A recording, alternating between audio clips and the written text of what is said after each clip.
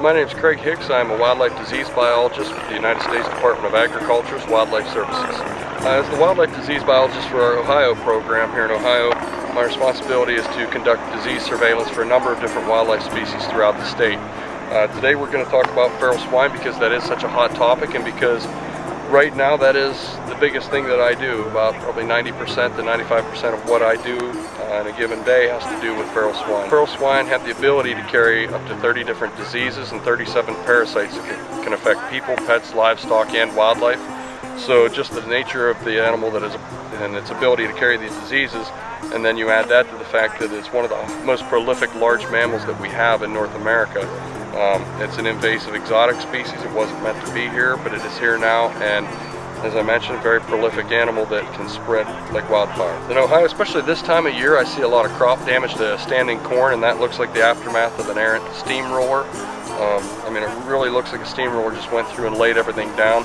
That corn in the springtime, when that, or in the fall, or I'm sorry, springtime when that's being planted, can look a lot like that nose going right down along through and pulling out each individual kernel of corn, and so you see that furrow just open back up and all the corn missing.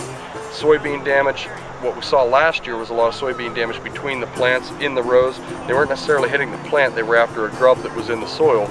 So in the process, we're tearing up those roots and destroying the roots of that plant, which is also what we see. That rooting is just terrible. I mean, it can be as deep as 3 feet deep, and it looks like a rototiller went through. And they're looking for roots and tubers and grubs and things like that, and in the process they're tearing up the root systems of a lot of plants. Farmers know that they have feral swine, or they think they may have feral swine. We encourage them to contact the Division of Wildlife. If they call the Division of Wildlife, that information will be relayed to us, and we will contact the farmer, but we like to keep that chain going through the division. And once they contact us, we'll determine at that time whether it's an area we want to put a trap in, or if it's an area where we want to help provide technical assistance to help these farmers manage the problem on their own. For example, in the southeast part of the state where the hogs are fairly established, in those areas we really want to teach the farmers and the landowners to handle it on their own, and we'll help them through that entire process.